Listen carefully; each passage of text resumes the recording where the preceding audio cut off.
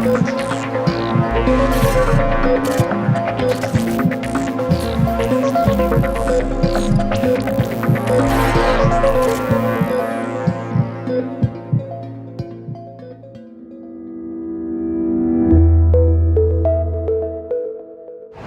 وەک چۆن ئەم ئۆتۆمبیلانە کە ڕۆژانە بەناو جادەکانە دێن و دەچن لە شێوە پێکهاتیانە جیاوازن بە هەمان شێوەخانەکانی خوێن کاتێک بە بۆریەکانی خوێندا هاتوچۆ دەکەن کار و فرمانی جیاوازیان هەیە. هەر کاتێکیش یەکێک لەم خانانە تووشی کێشەیەک بێت ئەوە ئەو کەسە نەخۆش دەکەوێت.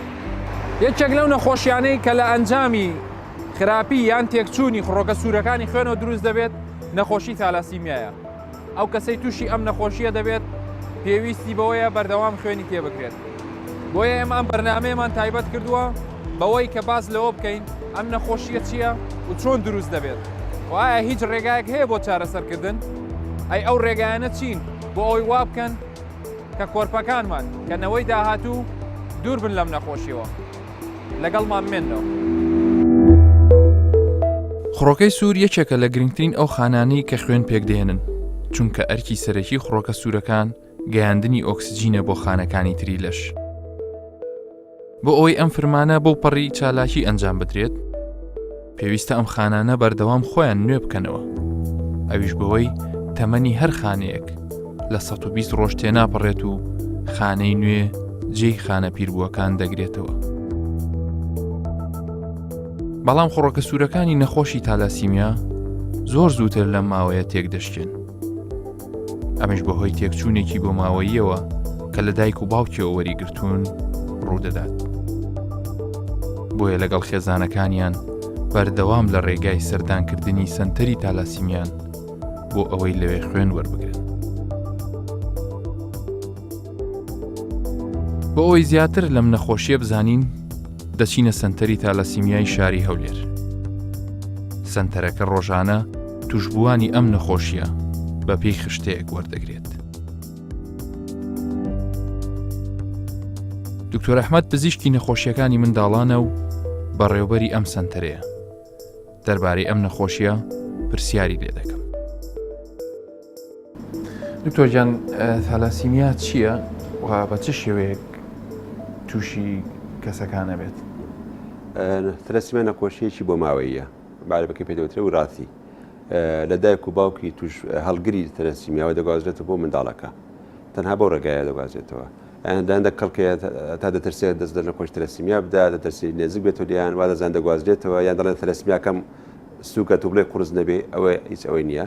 تەلەسیمیا لە کاتی جودبوونی دایک و باوکەکە بۆ منداڵەکان دەگوازرێتەوە، تەنها بۆ ڕێگایە کە منداڵەکەش ناو زگی دایکی دروستە بێت لە یەکەم لەحزەوە. ئەو تەلەسیمیا گەر هەیە بێ هەر هەیەتی نەزیاد دەکا نەکەم دەکا نەکەسکی دەگرێتەوە، چۆن لە ڕێگەی DNA جینات هەوەیە بۆ ماوەیە بۆ ماوەیە بۆ دەگوازرێتەوە.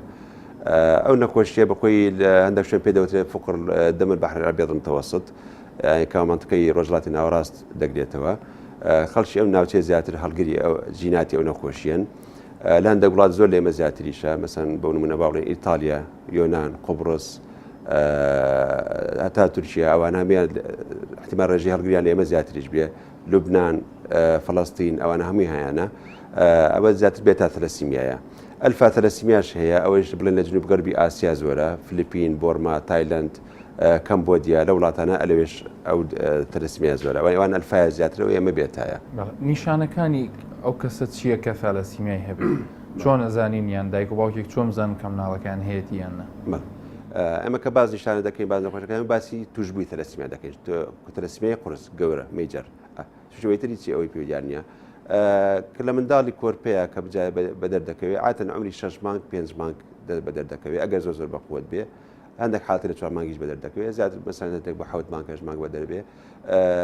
یەکەم ئارازەکانی ڕەنگ زەردیە، ئەگەر عایلەکە جوان لا حەزەکەن هەستەکە منداڵەکان ڕەنگی زەردە. شیر خواردنی کەمە، هەندێک جار سێرەکەی بێتاقەتە، یان ئەگەر زیاتر وا بڕات و پیانەکەن و تەشخیصەکەن سێگی گەشەی وەکو منداڵی تر نییە. ئەوە ئارازەکە یەکەمەکانێتی کە ئارازی خوێن کەمی ئەنیمیایە بەسەر منداڵەکەیە بەدەردەکەوێت. ئەبەوەیە کە ئەو شتانێ ملاحەزە کرد باشتر وایە سەرزوو پشکنی بۆ بکەن، پشکنی کۆمپلیتی خوێنی بۆ دەکەن CBC. ئەوە ئەگەر مەثەن ئارازی خوێنکەمی تەلەسیمیا و خوێنکەمی ئاسن زۆر لە یەکەوە نێزگن، وەختێک کە دکتۆر تەماشای دەکا پێویست کا بەسەند لە بڕۆ فحسی پێشبینی تەلەسیمیای بۆ بکە بۆی بەتاوی بزانێ نەخۆشیە تەلەسیمیا یان خوێنکەمی ئاسنە.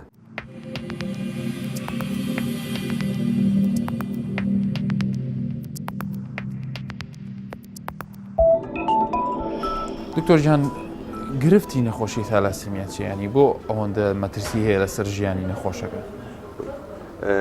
تەلەسیمیا بەڕاستی کە نەخۆش توشبووی تەلەسیمیا دەبێت احتیمالی بوونی هەموو کۆمپلیکیشنەکان ئەم ئارازەکان لە مستەقبلا ڕوو دەدات. بەڕاستی تەلەسیمیا وەکو سوکەری چۆن وایە کە هەموو کۆمپلیکیشن ئۆرگانەکان هەمووی لەوە دەبێت. تەلەسیمیا احتیمالە لەوە زیاتریش بێ بەڕاستی، چونکی تەلەسیمیا ناو خەڵکا باوە خوێنتێکردنە، ڕاستە خوێنتێکردنە. بەس لە کێشەکە لەوە نییە، کێش لەگەر خوێنتێکردنی هیچ مشکلە مانگی جارێ دووجارێ خوێنتێ دەکات. بە کێشەکە لەوەیە کە لە وەرگرتنی خوێن وەرگنی زۆر لە بەربوونی کەم خوێنیی زۆر چەند ساڵ وا دەکە ڕێژی ئاسن بەرزەبێت لە گیانیان. ئەو ڕێژی ئاسنە بەرزبوونەوە ئەوە کاتە هۆکاری هەموو مەشاکلەکانیان. ئەو ئاسنە کە لە خوێنیان زیاد دەبێت ئەچ لە ئۆرگانەکانی گیانیان کۆ دەبێتەوە. ئەو جا هەر لە ئۆرگانی کۆ بوو مشکلێک بۆ دروستەکە، کێشێک بۆ دروستەکە. گەورەترین کێشەی کەوا لە تەلەسیمیا دروستە بێ سستی دڵە، عەجزی دڵ، هارت فەیلەر. لەبەرەوەی ئاسنەکە لە دیوارەکانی دڵەشی عەضڵاتەکانی زایف دەکات. ئەو یەک. دووەمیش بەخۆی کەوا دایمە خوێنی کەمە ئەو دڵەماندی دەبێت، چی تەزەخم دەبێت تا مەرحەلەیەک هایپەرترۆفی دەبێت تا دەگاتە ئاستێک لە توانای نامینی ئەزاترە بێت. دوای مەرحەلەی عەجز دەبێت، عەجزی دڵ دەبێت. فەوت زۆربەی کێشەکانەوە دروستە بێت. لە هەموو عالەمیشە زۆرترین ڕێژەی وەفات بە تەلەسیمیا هۆکارەکەی عەجزی قەلبە. تەلەسیمیا بەخۆی کەس ناکوژێت ئیلا گە خوێنی نەبێت. لە کاتی چارەسەرکردن لە کاتی وەرگرتن بۆ ڕێگەگرتن لەم نیشتنی ئاسنە بۆ تێکنەچوونی ئۆرگانەکان چ شێوازێک بەکارهێنرێ بە چ شێوەیەک دەتوانن پێشگیری لەمانە بکرێت؟ گرنگترینشت ئەوەیە نەخۆشەکە لە کاتێکی زووە دەستنیشان بکرێت. چی بەڕاستی هەندێک نەخۆشی هەندێک خێزانی ئەسڵ منداڵی تەلەسیمیان هەیە، منداڵەکان تریانکەوە شکیشان لیان بووە، زانیویشانەکەوەیە، بەس لە ترسی ئەوەی کانەڵ لە تەلەسیمیا زۆر بە تاخیری هێناوێنە. یعنی چەند ساڵە کەسێک ئەمری ئەوە مثل نەخۆشەکان وا 3 ساڵ و نیو بوو کە هێنان هیمۆگلۆبینی 4.5 بوو. بەڕاستی تەلەسیمیا زیاتر بە شارە گەورەکە لەسەر خێزانە. ڕاستە بەشێکی لەسەر سنتەر و لەسەر حکوومەتەکەوا دەرمان و دەرمان دابین بکە، ئەوە هەیە ڕۆشنبیری بەڵاوکەینەوە وایە، بەس بەشەکەی گرنگەکەی تریکەوە سەر خێزانەکە خوێتی. یعنی حاڵەت هەیە کە لەبەرەوەی بایەخێکی باشتری پێدراوە لە چاو نەخۆشەکانی تر ئێوە هەستیان پێەکەن، ینی کە جیاوازیەکیان هەیە لەبەرەوەی ئەمە لە ماڵەوە بایەخێکی زیاتری پێدەدرێ و ئیحتیمامی پێدەدەن. لەخواوەزە زۆر نەخۆشمان هەیە سەرم کاتیان بەڕاستی پێشتر زۆران نەبوو، زۆربیان لە ئاستێکی وا نەبوون، بەس زۆر خێزان هەیە زۆر بەڕێکوپێکی علاجەکان خۆیان بەکاردێنن، ئاگان لە منداڵەکانە لە کاتی خۆیان دێنن خوێن تێ دەکەن، دەرمانەکان بە جوانی بەکاردێنن، خوارد مشتەکەی سیستمی خواردنی ئاگایان لێیە، کێشەیەش تێبێت زوو دەستن سەدانی خوێر دەکەن، پزیشک دەکەن، تابعی ئیکۆ دروستیان دەکەن. نەخۆشی وامان زۆرە. ئێستا هەندێک نەخۆشمان هەیە لەخوا بەجێ ئەستێنێکی کات تەلەسیمیایە، ئەنی ئەو فیگەری کا لە مێشک خەڵکەکە کات تەلەسیمیا بێ ڕەنگی کاوەی بێ و باڵای کوردیشتووە، ئێستا لەو شتە زۆر نەخۆشمان لەو ئاسە دەرچووە. ئێستا بۆ نمونە نەخۆشمان هەیە لێرە دیار بابی زۆر بەڕێکوپێکی متابعی دەکات، زۆری دەکات، یان کە دەبینی هێز ناکەوە تەلەسیمیایە. لە مەکتەبی شەو خوێنی خۆی دەکا و ڕێژی ئاستی زۆر باش و ژیانێکی زۆر نۆرمال دەژێت. بەچی بۆی خوێنی دەکات کۆتی دەکا و علاجەکەی بەکاردێنێ، یعنی هیچ فەرق نییە لەگەڵ خەڵکێکی ئەتێدێ، بەس فەرقیشی ترا بەس مانگی جادێ خوێنەکەی تێ دەکا و دەرمانکەوە دەرێت. نەگەیشتە مەرحەلەیەکە تووشی کۆمپلیکیشن و تووشی ئاراز خۆشی بێ. نەخۆش تەلەسیمیامان هەیە لە کولیە طب دەخوێنن، چەند نەخۆشمان هەیە دەرچووی کۆلێجەکانن تەعین بوونە. لەخوا بەزاد بێ لەم ساڵانەی ئاخرە زۆر پێشکەوتن هەبووە لە ئاستی نەخۆشەکان. دکتۆر محەممەد دەروێش پسپۆڕی نەخۆشیەکانی خوێنە. ئەو دەڵێت چەند کۆمەڵگا ڕۆشنبیر بن کەمتر وەچەونەوەی توشبووی تالاسیمیا دەکەوێتەوە. بەتەکید ڕۆشنبیری تەندروستی لەبارەی نەخۆشی تەلەسیمیاوە گرنگێکی تایبەتیە لە کۆمەڵگای ئێمە بە تایبەتی، چونکە بەداخەوە ئەم نەخۆشیە لە زیادبوونە ڕێژەکەی ئێمە لە سنتەی تەلەسیمیای هەولێر تێبینی ئەومان کردووە کە ساڵە دوای ساڵ ڕێژەکە بەرەو زۆر بوونە. تەمانەوە گەڕێتەوە بۆ چەند هۆکارێک. گرنگترین هۆکار ئەوەیە کە وعی صحی، یعنی بەڕاستی لە تاکەکانی کۆمەڵگای ئێمە کەمە، بەتایبەتی ئەو گەنجانی کە هاوسەرگیری پێگەێنن. تەمانەوە کاری حکوومەتە، کاری وەزارەتی تەندروستیە بە تیمە تایبەتەکانی کە تیمی جیاواز دروست کات ئەو تیمانە لە ناوەندەکانی خوێندن لە گوندەکان بۆ وەزارەتی ئۆقاف بۆ وەزارەتی خوێندنی باڵا تیمی تایبەت دروست بکرێت بۆ هۆشیاری تاکانی کۆمەڵگا لەبارەی ئەو نەخۆشیەوە بە خۆشحاڵیەوە ئەوانەی کە هاوسەرگیری پێک دێنن لە سنتەری زەواج ئەو پشکنینانە دەکرێت کە پشکنێکی سەرەتاییە بۆ هەموو هاوژینێکیان زەواجەکەن لە حاڵەتێکە ئەگەر بێت و ئەو نەخۆشیە دەربکەوێت لەو تاکانەدا کە ئێمە پێی دەڵێن هەڵگیری تەلەسیمە ئەگەر هەردووکیان هەڵگیری تەلەسیمیان بن ئەوە بە هیچ شێوەیەک ئێمە ناڵین ئەو نەخۆشە ئەو هاوسەرگیریە ئەنجام بدرێت ئەوەیە کە لە یعنی ڕێگە چارەکان ڕێگایەکی تر بۆ بەرگریکردن لەو نەخۆشیە وەکو ئاماژەم پێکرد نردنی تیمی تایبەتە بۆ وەزارەتی ئەوقاف کە لەگەڵ مامۆستا ئاینیەکانە قسە بکرێتیان بگەێنرێت یعنی پێشوەختە پێش ئەوەی کە لە دادوەری مارە بکرێن مارە نەکرێن لەوێندە یان پرسیاری تایبەتیان لێ بکەن لەبارەی ئەوەی کە ئایا فاسی تایبەتیان کردووە بۆ نەخۆشیە ئایا هەڵگرنین ئەوە تۆزێک لەوانەیە یعنی وعەیەکی سەحی زیاتری بێت خۆشبەختانە ئێستاش مامۆستا ئاینەکانمان بەپێی ئەو زانیاریان هەمانە ئەو پرسیارانە دەکەن ئاماژە بۆ گرفتانەکەن.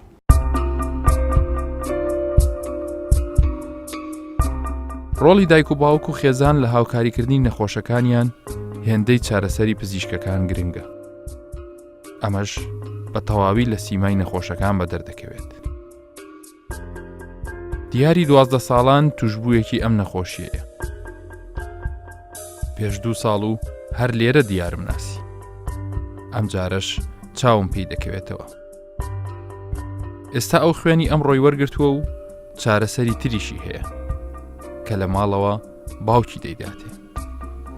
ئەو باوکەی کە کاتێکی زۆری خۆی بۆ هاوکاری کوڕەکەی دەرخان کردووە. بۆیە ئەو ئێستا لەگەڵ باوکی دەڕواتەوە. ئێمەش کەمێکی تر سەردانی دیار دەکەین لە ماڵەوە.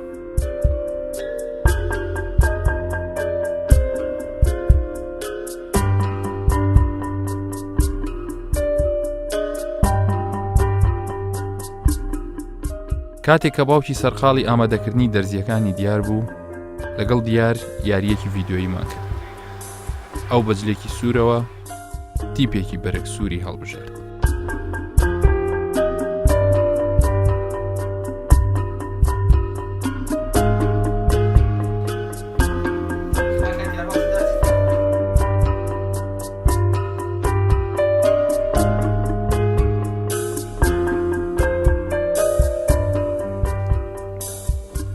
دیار کوڕمەڕە دانیشە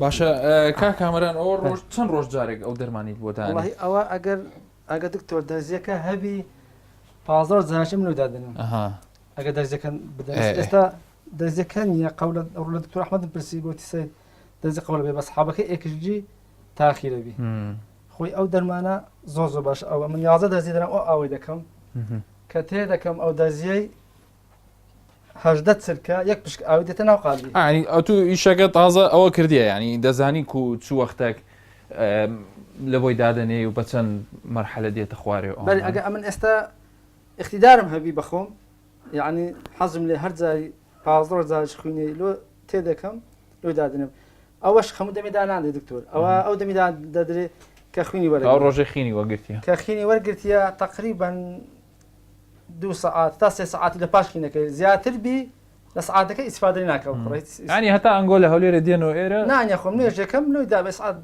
زۆر باش لێ فەرموو دادن.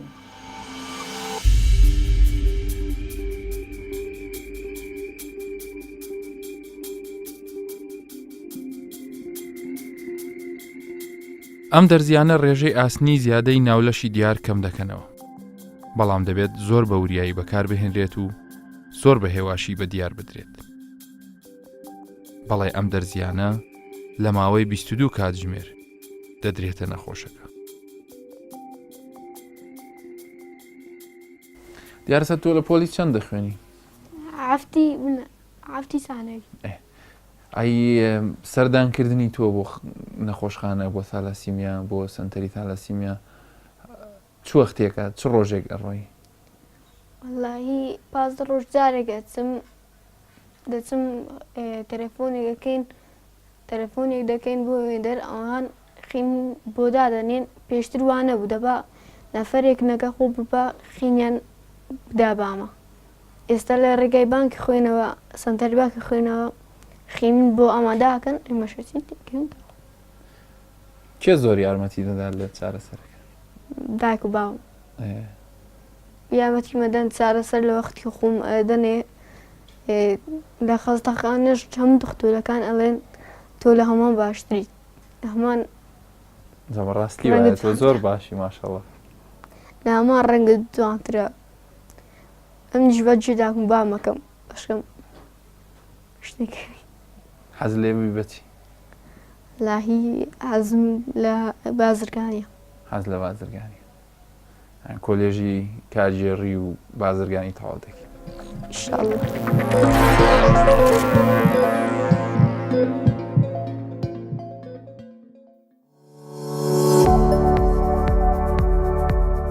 بوونی نەخۆشی تالاسیمیا لە هەر خێزانێکدا بارگرانێکی زۆری کۆمەڵایەتی و ئابووری دروست دەکات.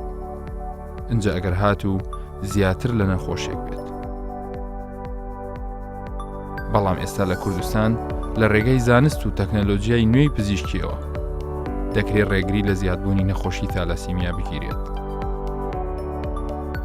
لەم تاقیکەیە پشکنین بۆ ئەو دایک و باوکانە و کۆرپەی ناوسکی دایکەکان دەکرێت کە هەڵگری سیفەتی تالاسیمیان لە بۆ ماوەکانیان بۆ ئەوی بزانن منداڵی داهاتویان نەخۆشی تالاسیمیای هەیە یان نە.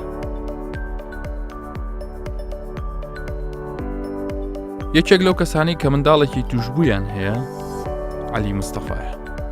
عەلی نایەوێت منداڵێکی تری هەبێت کە توشبووی تالاسیمیا بێت. بۆیە چەندین جار هاتوۆتە ئێرە و پشکنینی بۆ کۆرپەی ناوسکی هاوسەرەکەی کردووە. مناڵی یەکەممان بەس هەڵگر بوو کە هیچ نەمازانێت تا فحص و فحص کارمان بۆی نەکرد. مناڵی دووەممان سەرهەنگ لەخوا بەزاد هیچ عیبی نییە. مناڵی سێمان ئەوین کەوا توژەم حاڵەتە بوو تالاسیمای بوو. ویسمان بڵێ مناڵێکی تر بینە دنیاوە وڵاتر من شەسام فاسم بۆی کرد کەوا پێمیان وت مناڵەکە هەڵگرە. بۆی هەیە کە لە باری بەری کە تووشی تالاسیمە بێت ئەگەر بموشتایە ئەو مناڵی کەوا ئێستا هاتە دنیا تووشی ئەو حاڵەتە بێت کەوا لە دێت دنیا و تووشی ئەم نەخۆشی و ئەو مەزامەتە بێت بە پێیش شەرعی دین ئیسلام لە ناوم دەبرد. هەر کەسە نەخۆشیێکی نەبێت لە ماڵەوە نازانێت چیە گوزرێ و چی ناگوزرێت. لێرە بیبە بۆ خەستەخانە بچۆ بۆ ئەوێ کە وەرە وەلو مناڵی خۆت خۆ کەس مناڵی خۆی فڕە نادا کە بتێ بڵێ مناڵە تر بێنتە دنیاوە تووشی ئەو حاڵەتە نەبێت. ئێستا لەخوا بەزادە لەم فحص و فحصکاری هەیە. داوا لە خەڵکیەکەم سەردانی دکتۆرەکان بکەن سەردانی ئەو جیانەی کەن کەوا ئەو فەحسانی لێیە بۆشی تووشی ئەم نەهابەتیە و ئەم مناڵانە هیچ کە تووشی ئەو نەخۆشیە نەبن. بۆ ئەوی بزانین بە چ شێوەیەک ئەم پشکنینانە ئەنجام دەدرێت و کۆمەڵگا و ئاین چۆن سەیری ئەم بابەتە دەکات، دکتۆر ناسر ئەو پزیشکەی پشکنینەکە دەکات وەڵاممان دەدات. دکتۆرجان ئێوە لەسەر چ بنەمایەکی زانستی دەتوانن بزانن کە ئەو مناڵی لە ناوسکی دایکایەتی توش بووە بە نەخۆشی تالاسیمیان نە؟ بەڵێ بخۆی ئەوە پێ دەڵێن پشکنینی فەحسی دیاریکردنی نەخۆشی تالاسیمیا یا هەر نەخۆشیەکی بۆ ماوەیی لە کاتی حەمل، یعنی ئەوە یەک لە فەحسەکانی هەرە گرنگی ڕۆژی دنیاە کە ئەگەر دایک بابێک هەلگری نەخۆشیەکی تالاسیمیا نەخوا یا هەر نەخۆشیەکی بۆ ماوەیی بن لە کاتی حەمل لەسەر کۆرپەلە ئەمە فەحسەی بۆ ماوەیی بۆ دەکەن و بە دایک باب دەڵێن کە ئەو کۆرپەلەی کە نزیکی دایکدایە ئایا توشبووی ئەو نەخۆشیە یا هەلگری نەخۆشیە یانجی ساخە.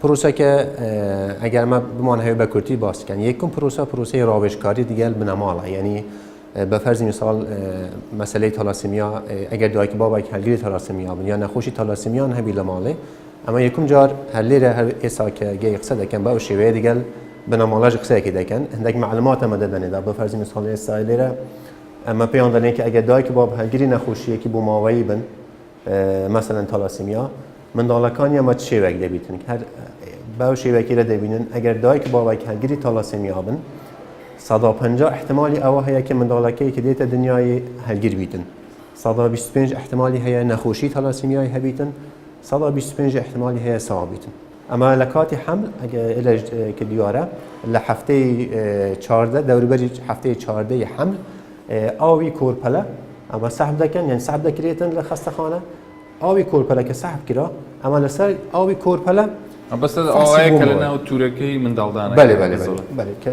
دەوروبەری منداڵکی دەڵێن کۆرپەلەکەیە لەسەر ئەو ئاوی کۆرپەلە ئەمە ئەو فەحسی بۆ ماوەی دووبارە دەکەنەوە بۆ دووبارە دەکەنەوە بۆ ئەمە بەسەکە بزان ئایا ئەو بازدانەیە کە لە دایک با پەیدامان کردە لە کۆرپەلە بە چ شێوەیە ئایا لە هەردوو وەری گرتیە لە یەکیان وەری گرتیە یا لە هیچ کامیان وەرنەگرتیە کە ئەگەر لە هەردوویان وەری گرتبی دەبیتە نەخۆش کە ئەگەر لە یەکیان وەرگرتبی دەبیتە هەلگر ئەگەر لە هیچ کامیان ژوەر نەگرتبیتن دەبیتە ساخ یا بێ مشکلە کە ئەگەر هاتوو دەرچۆکی لە هەردوویان وەرگرتبیتن یعنی ئەو کۆرپەلەیە دەبیتە تووشبووی نەخۆشی تالاسیمیا ئەو دەم حەسەب فتوایە کە خۆمان لە مامۆستایەکانی ئاینی لە کوردستان وەرمان گرتیە حەسەب ئەو فتوایە لە پێش ڕۆژی 120 حەمل کە دەکەتە 4 مانگ تقریبا ئەو دایکی باوە شەرعیەن مشکلەیان نییە کە ئەم منداڵە بەرخۆی ببەتن دایک تاکە چارەسەری نەخۆشی بۆ ماوەیی وەکی تالاسیمیا پێشگیریە یعنی تەنها چارەسەر تاکە چارەسەر ئەوە کە ئەو منداڵە پێش ئەوەکی بێتە دنیاە ئەگەر تووشبووی نەخۆشی تالاسیمیا نەمینیتن ئەوە وەکی دەڵێن مهمترین نکتەیە مەسەلەیە لە ئەو مەسەلەی دایکی بابەکانی تالاسیمیا دەبی ئاگادار بکردنەوە ئەم جۆرە پشکنینە لە ڕووی تێچوونەوە بارگرانێکی زۆر نابێت لەسەر خێزانەکە ئەم دەتوانێت ئاها جوابی جەناب بدەمەوە ئەگەر تو قیاسکەی دیگەل مەصرفی نەخۆشێکی تالاسیمیا یعنی حەسەب مثلا دەیتاکم دیتە لە سۆسایەتی یا ئەنجومەنی تالاسیمیای بریتانیا تێچووی هەر نەخۆشێکی تالاسیمیا لە هەر مانگێکی نزیکەی 4000 دلار 4000 دلار ئەمە فەرزکەن لە کوردستان بڵا نیوی ئەو بیتن یعنی تێچووی نەخۆشێکی تالاسیمیا لە مانگێکی 2000 دلارە یعنی نەخۆشێکی تالاسیمیا لە خلالی 30 ساڵ مثلا ئەگەردانێن لە 30 ساڵ ئەمری خۆیدا نزیکەی 700,000 دلار تێچووی یەک نەخۆشی تالاسیمیایە ئەوە بێژگە لە ئەو بار و گیرگرفتەکەی دەرونی و بۆ خێزان و کۆمەلگا و حکوومەت دەبیت ئەوە هیچ بەس باری ئابووری ئەمە باس بکەن کە هەر قیاس ناکرێتن یعنی ئەمە ناها پێتان بڵێم بۆ هەر نەخۆشێکی تالاسیمیا بۆ یەکم جار بۆ هەموو ماڵبات یعنی بۆ دایک و باب و منداڵەکان ئەوانە نزیکەی تقریبا 1000 دلار تێچوویە بۆ دووەم جار ئیدە پێویست نییە ئەمە بۆ دای باب بکەن بەس بۆ کۆرپەلە دەکەن کە زۆر کەمتر دەبیت لە نیویژی کەمتر دەبیتن یعنی ئەگە قیاس بکرێتن ئەو تێچوویە دیگەل ئەو تێچوویە کە بۆ نەخۆشێکیە بەڕاستی قیاس ناکرێتن